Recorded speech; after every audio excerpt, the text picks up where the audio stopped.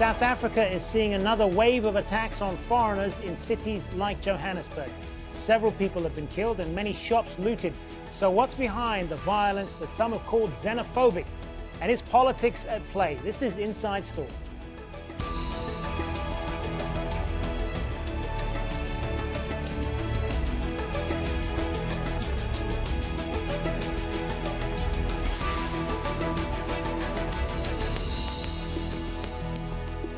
Hello, I'm Hazem, Sika. Welcome to the program. South Africa is once again dealing with a level of violence that shocked many inside the country and abroad. There have been days of looting and attacks, mostly targeting foreign-owned businesses in cities like Johannesburg and Pretoria. At least 5 people have been killed and police have arrested hundreds of suspects.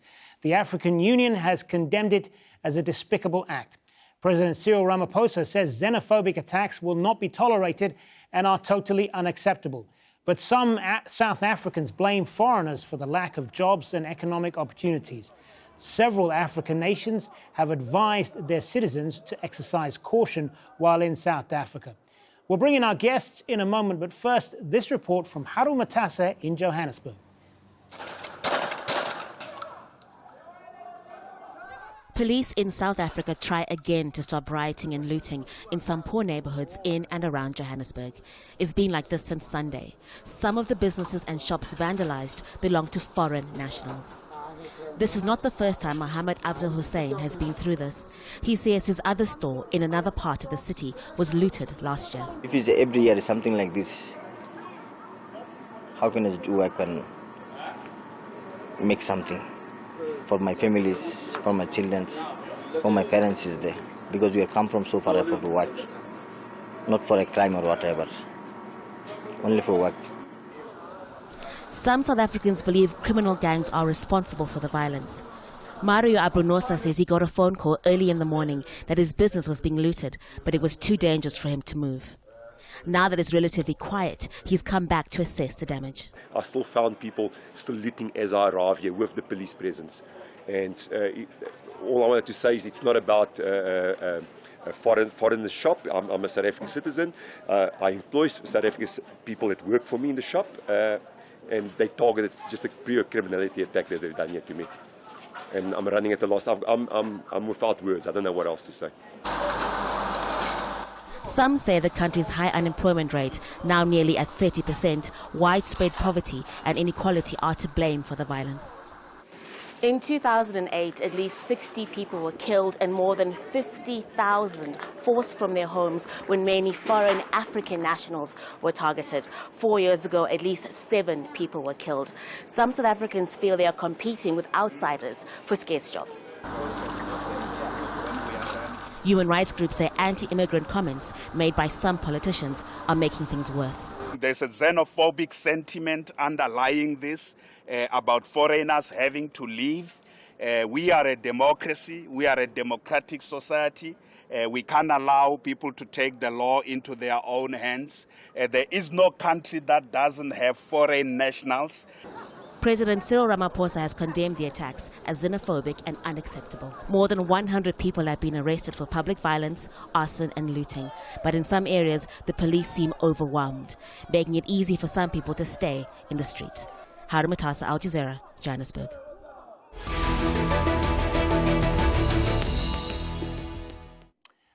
Well, let's introduce our panel now. Joining us from Johannesburg, Dakota Legoete, the national spokesman for the governing ANC party. In Durban, we have Daniel Dunya, provincial coordinator for the campaign group Right to Know. And also joining us from Johannesburg, academic Roshan Dadu. She is the former director for the Consortium for Refugees and Migrants in South Africa. Good to have you all with us. Mr. Legoete, let me start with you then. Beyond the statements of condemnation from President Ramaphosa, what does the government plan to do to stop attacks like this happening again? Because this isn't the first time, of course, that we've seen waves of violence like this against foreigners in South Africa. No, thank you very much, and to all the viewers at home. Look, as the African National Congress, we would want to reiterate the position that was stated by our president, that we condemn this particular criminal act with all the strongest terms, and we see it as a despicable posture that can be done by any nation against its own people. And we want to put things into context. You know, when this whole matter started, it was last week when it started in Sunnyside, wherein a taxi operator wanted to do what we call a citizen arrest to a Nigerian who was selling drugs, and that Nigerian shot that taxi operator, and it gave rise to all the problems that we have. It is a matter that started from a genuine case of fighting drug peddling, but it turned ugly, and now it has been hijacked by opportunists and criminals who are going around looting shops, particularly shops which belong to foreign nationals. As the African National Congress, we have made it very clear to all our deployees in government that the police must act, all security agencies must act, and where possible, all criminal elements must be arrested so that we ensure that there is stability. But equally, we want to place it very clear that we would not encourage anyone from anywhere, any part of the world, to come to our country, destabilize and undermine our sovereignty to an extent even of wanting to wipe off the next generation through drugs or through illegal or illicit substance or wrong actions which are in conflict with the laws and the rule of law in our country.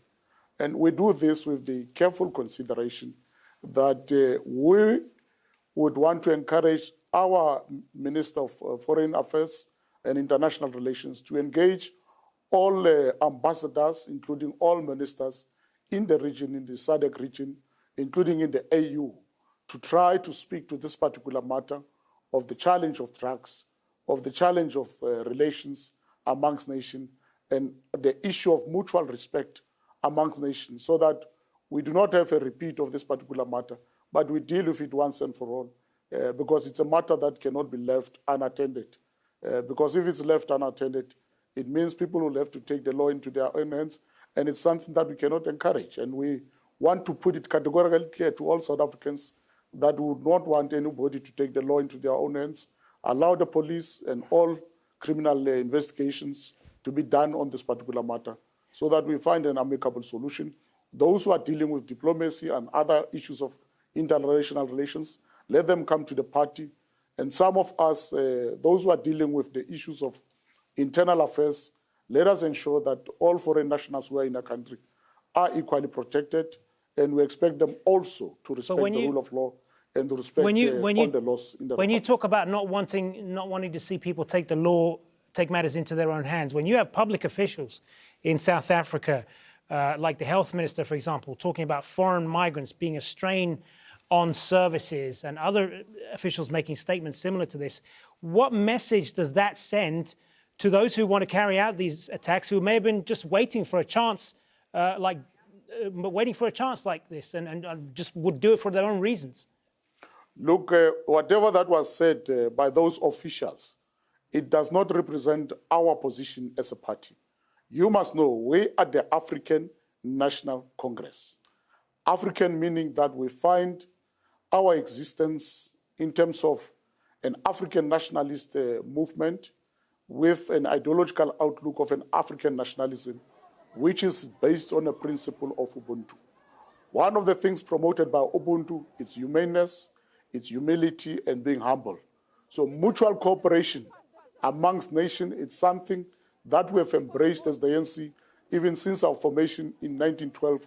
Our historical mission was about the unity of Africans, and something that we still pursue today.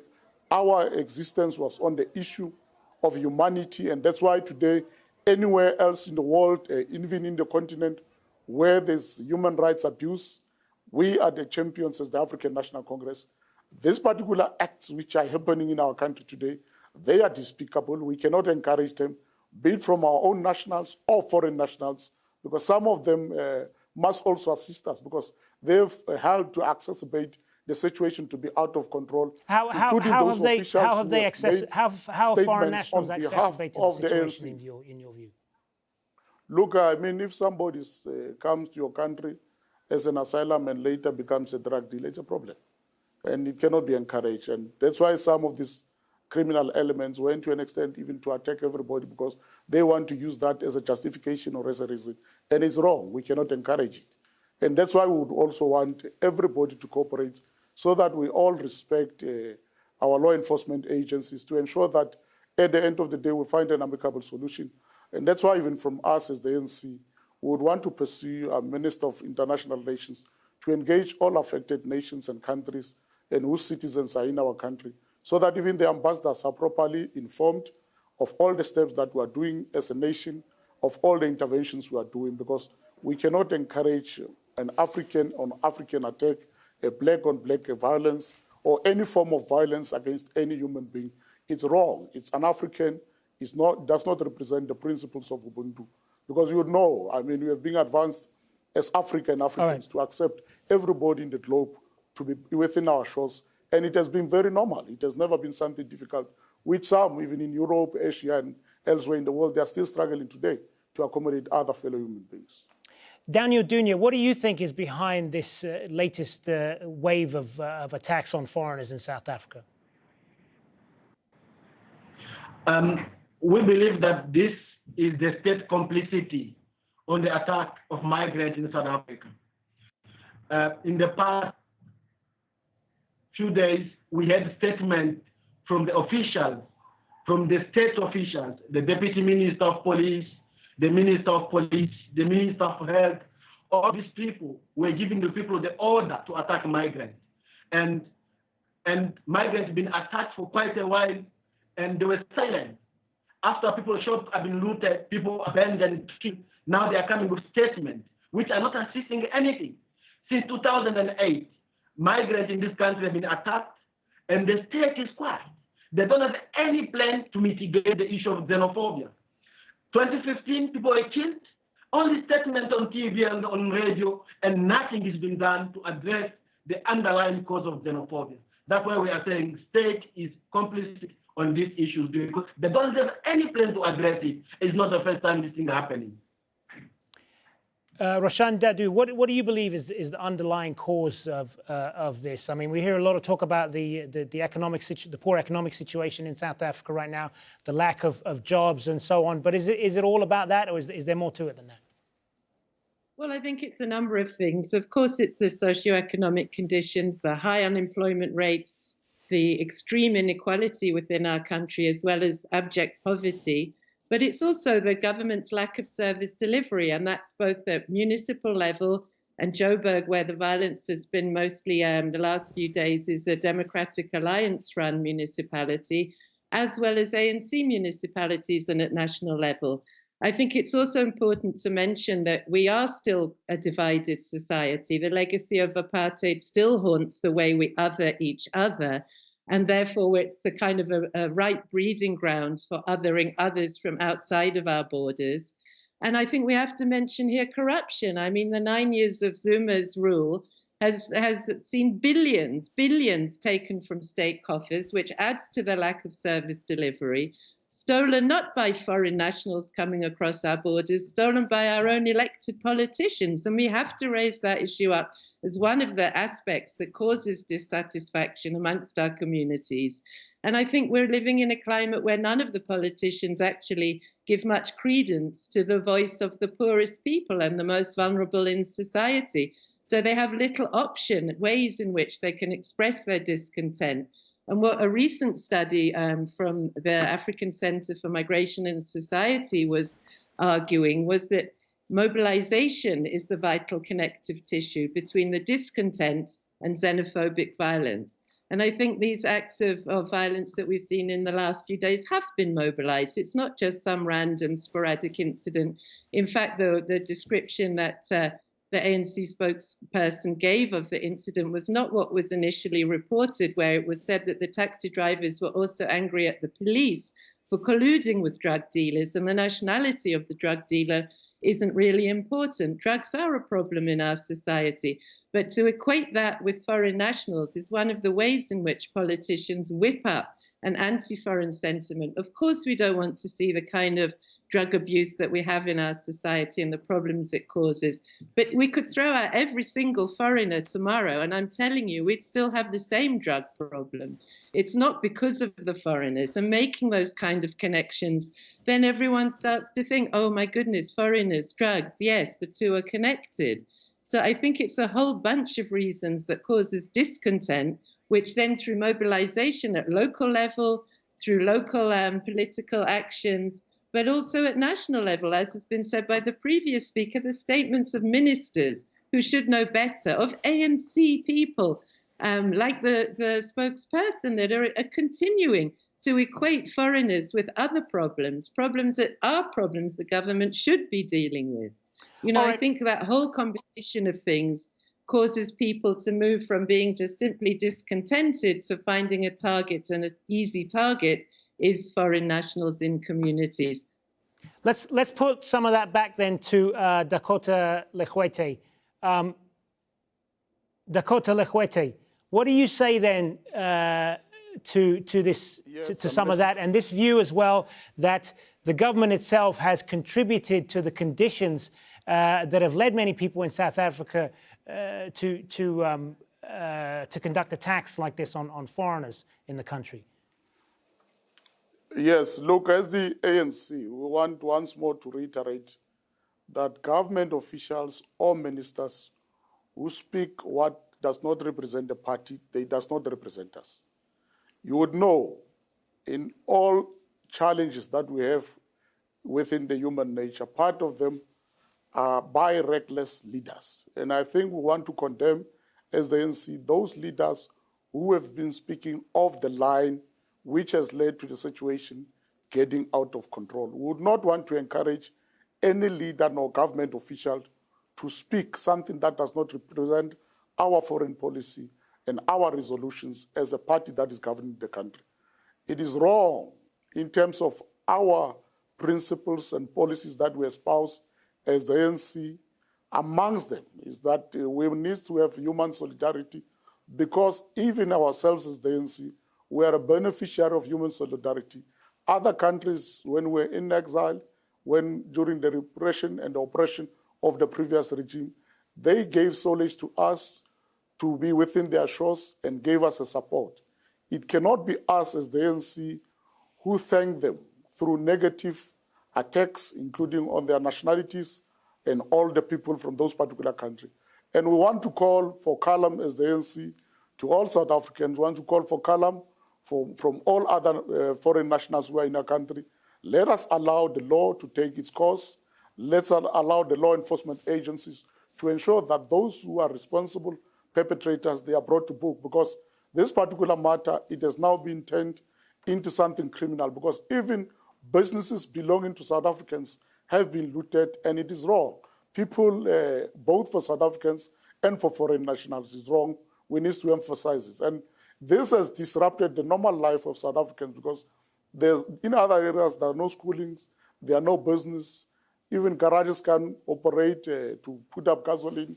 So everybody's car has stopped, shops have stopped. All right. There's no bread and milk and basic amenities that you need to run your daily life. And I don't think it's something that as a governing party would want to encourage. Would want a solution from government also. Daniel Dunya, from those who are deployees. Is this also a law and order issue in terms of these attacks that seem to go on with impunity? I mean, does more need to be done to strengthen the system and to go after those who commit these attacks? Yeah, for me, what I can say is that since xenophobic attack started in 2008, if I remember well, we don't have anyone who've been perpetrators of xenophobic attack who is behind bars now. Someone was convicted for 10 years in prison. That should send a strong message to the people to stop it. But what happened is that we say no, people have been arrested and they put very, very easy charges, and tomorrow are released. Now to say that the law enforcement will take responsibility, yes, that is baffling the international community, because after 2 days, those people will be released and no one will feel the pain of doing xenophobic attack. So the police themselves, they're involved. The state need to stand. And the challenge we are having with the state is that, like now, because things are happening, they will come on TV, they will condemn the situation. But what plan the states have to mitigate the current situation? because it's not the first time. We need to hear from the plan which they have to say that this will never happen again. This is what we will do to stop it. The issue of drugs and all those excuses are just excuses. What the police are doing to deal with drugs. So we feel like the state is not doing it now. They're just in reaction now. When things happen, they will react and come with a statement, but they don't have a plan at grassroots level to mitigate or to address the issue of xenophobic attack. Roshan Dadoo, is there also an issue of the government simply not having the resources to tackle this problem? Well, I think it's it's a lack of resources to deliver services and to deal with corruption within services like the police. For sure, that's one of the issues that government needs to address, because it's easy for political parties to blame foreigners for problems that they are not addressing themselves. I mean, there were billions looted from government coffers by government ministers, by South Africans, that ought to have been used to put into exactly both law enforcement, decent housing, the healthcare service, and implementing the national health service that's supposed to be starting, education, building schools that don't even have infrastructure, all of the things that people are wanting and needing, basic things for people to live a normal life, South African citizens to live a normal life, and for people who are coming from across the border also. Because in fact, in Joburg, the largest number of migrants into the city are from other South African provinces. The number of migrants coming across the border is relatively small. So I think if we're talking about migrants and incomers and who are the others, we're all the others, and we're all moving around. Quite rightly now, after 1994, we don't have the pass system. We don't have homelands and Bantustans and so on. And we are able to move around and to go and move where we think we'll find work, which is a sensible thing to do, which is what people do when they migrate for economic reasons. So I think the government does have a huge responsibility to all of us to deliver and to use the money that it has, not for itself, but for the services that it's supposed to deliver. But I think, political parties capitalize on this kind of sense of, oh, it's someone else, blame someone else. I mean, it simply isn't the case. As I said, if we got rid of all the foreign-born people, which would include the foreign direct investment that the president is now in Cape Town at the World Economic Forum promoting, if we got rid of all of them, Dakota Legoete, South Africa has in the past been a kind of inspiration to many other Africans in the continent because of its historic struggles with apartheid and defeating apartheid and so on. But are you worried about the image that this now presents of South Africa to the rest of the continent? We have the African Union condemning this in very strong terms. The Nigerian government is summoned the South Africa's High Commissioner to Nigeria over this. We have reports that the Zambian Football Association has cancelled a match against South Africa over this. Does South Africa risk becoming an international pariah in the continent if it doesn't take real action against this? Yes, indeed, we must admit that these recent developments are sending a very negative message about brand South Africa. Secondly, is that they are creating an unnecessary diplomatic embarrassment for us as a nation. And I think it's a matter that we need to act on as the nation in South Africa, including as a people, because it is very unfair for us to want to use violent means to resolve social ills that we have as a nation, because it cannot be justified and it cannot be encouraged. But secondly, is that as the ANC, we want to put it forward to all that our Foreign Affairs Minister of International Relations, as well as her counterparts in the continent, needs to meet as a matter of urgency, including in the SADC, to find an amicable solution to this particular matter, because it would not be correct for our image and reputation as a nation to find ourselves in this situation. We're going to have to leave it there. Thank you to all three of you, Dakota Legoete, Daniel Dunya and Roshan Dadoo. Thanks very much for being on Inside Story. And thank you, as always, for watching. Remember, you can see the program again anytime by going to our website, aljazeera.com. And for further discussion, you can go to our Facebook page, facebook.com/AJ Inside Story. You can also join the conversation on Twitter. Our handle there is @AJ Inside Story. From me, Hazem, Sika, and the whole team here in Doha. Bye for now.